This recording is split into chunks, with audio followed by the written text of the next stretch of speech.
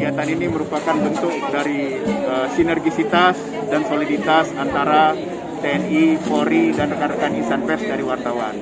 Ini bertujuan adalah ikut membantu saudara-saudara kita dalam situasi pandemi ini agar paling tidak kontribusi dari Polda Aceh, Kodam Iskandar Muda, dan rekan-rekan wartawan bisa paling tidak membantu beban dari masyarakat. Ini adalah wujud nyata sinergi membangun negeri TNI Polri beserta komponen bangsa yang lainnya. Saat ini dengan rekan-rekan wartawan, kami juga perlu tokoh agama, tokoh masyarakat, tokoh pemuda, tokoh adat, semua membangun negeri ini, khususnya yang ada di wilayah Aceh ini menuju Aceh yang damai, bangkit dan maju.